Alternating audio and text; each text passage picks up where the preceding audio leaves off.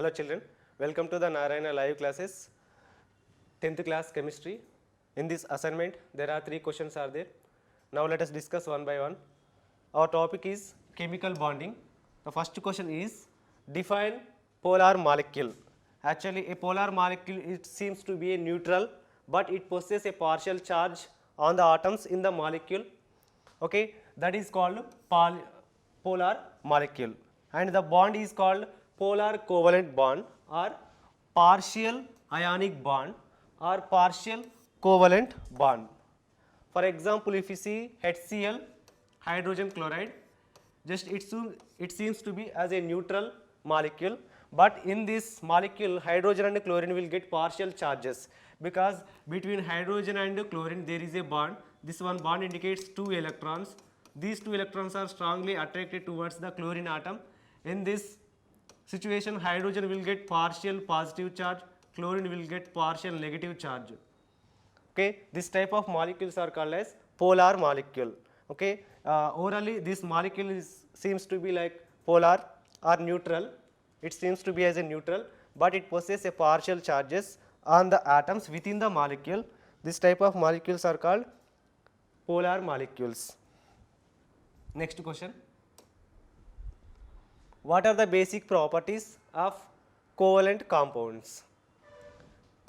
Basic properties of covalent compounds are they are gases, liquids at room temperature because of weak forces of attraction.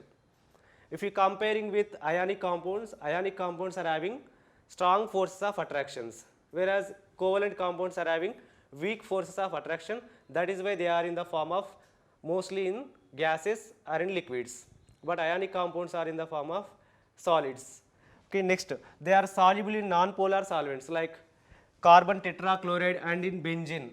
These are the organic solvents. Here covalent compounds, these covalent compounds are non-polar. These all covalent compounds are soluble in non-polar solvents like carbon tetrachloride, benzene, toluene, different type of organic solvents are there.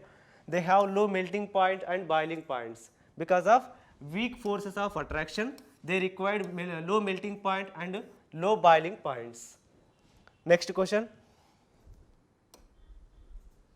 Explain how a covalent bond is formed. A covalent bond is formed by the mutual sharing of electrons between 2 atoms. A chemical bond is formed by the sharing of an electron pair, that is called a covalent bond. When 2 atoms approach each other, 2 electrons are equally shared between the 2 atoms, then a covalent bond will be formed. Okay, the one orbital of one atom overlaps with another orbital of another atom with each other. So sidewise end to end overlapping, by end to end overlapping or sidewise overlapping, a covalent bond will be existed. The extent of overlap decides the strength of the chemical bond. For example, if 2 orbitals are overlapped with end to end overlapping, then a sigma bond will be formed. It is greater extent of overlapping. If 2 orbitals are overlapped with sidewise, then it is pi bond. It is a weaker bond because it is a very lesser extent, that is this bond is called pi bond. It is weak bond. Next, here greater is the extent, stronger is the bond formation. It is sigma bond, it is pi bond. Based on the nature of overlapping, covalent bond can be classified into 2 types, sigma bond and pi bond. So these are the 3 questions in this assignment. Thank you.